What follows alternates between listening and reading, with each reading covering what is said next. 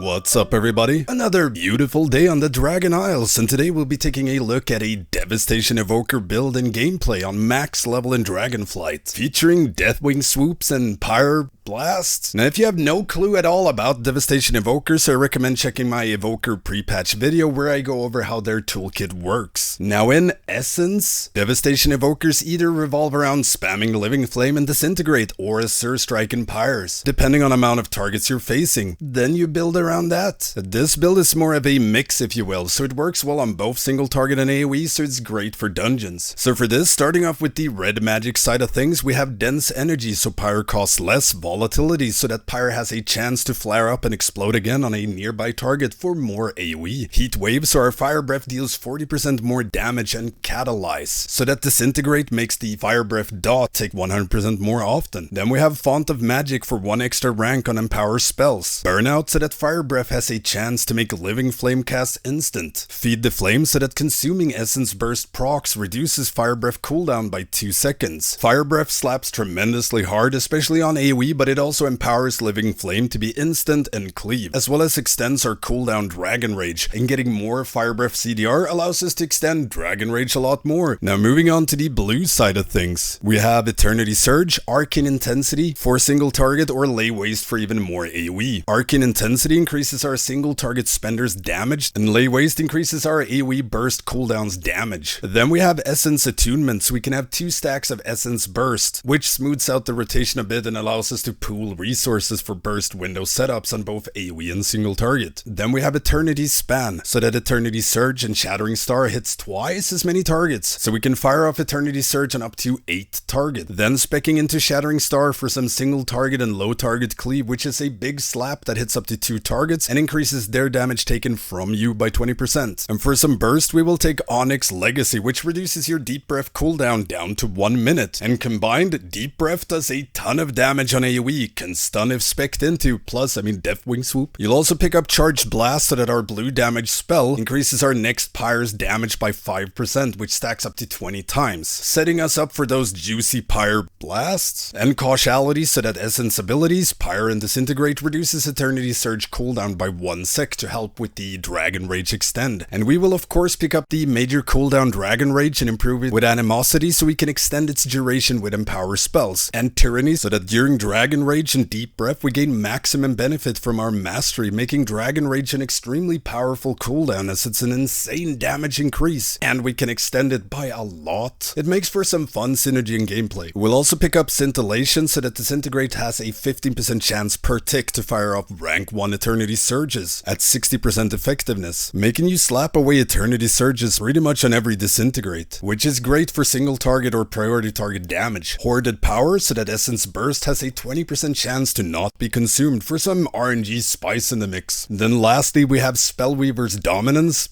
Boring, but effective, slap your crits. So how does all of this play out in actuality? Well, it's pretty darn straightforward and fun, with a clear distinction between when to single target and when to AOE. So on AOE, which is 3 targets and above, you pretty much just spam Azure Strike to fish for Essence Burst procs and stacking up Charged Blast. Then you fire off Charged Blast empowered Pyres mixed in with Deep Breaths, Fire Breaths, and Eternity Surges, which in itself is pretty pleasing, but it gets even more fun when you mix in Dragon Rage and playing around its extend and them extra pyros. So due to Animosity, empower spells extend Dragon Rage by 6 seconds regardless of rank, so you want to extend it for as long as possible, and due to that you want to fire off rank 1 empower abilities during it, unless you use Tip the Scale for an instant max ranked empower spell, which should be used on Eternity Surge so it hits more targets. As Fire Breath already does full damage on rank 1, it's just in the form of a long dot rather than slap. And you do this mainly to get those 6-second extends out, because during Dragon Rage, you want to consume as many Essence Burst procs as possible to lower Fire Breath cooldown and Eternity Surge due to Feed the Flame and Causality, so we can further extend Dragon Rage. Now with things like Bloodlust, Trinket procs, Power Infusion, you can really get some extends going. Getting 24 sec extra cooldown is easy without externals, but more than that you're gonna need some heavier stuff, especially on single target since it's longer cast. And finally, when you use Dragon Rage, it will instantly fire out 3 Pyres, which work works with Charged Blast, so you can have those 20 stacks, 5% damage increase on all of them for some very juicy boom booms. And like I mentioned, this works very well on single target. The only difference is that you use Living Flame instead of Azure Strike, you never touch Pyre, and you use Disintegrate instead, which fires off Eternity Surges for you and makes Fire Breath tick faster on your targets, some of which you'll cram into a little burst window from Shattering Star. There's also tons of other builds that focuses purely on single target damage, and builds aimed at even heavier AoE featuring Firestorm, but they're a tad more niche. And all of this being said, this is beta. Take everything with 1 to 5 grains of salt. Things can drastically change at Blizzard's whim whenever they do tuning passes. 25% enhancement nerf, 50% Guardian Druid buff.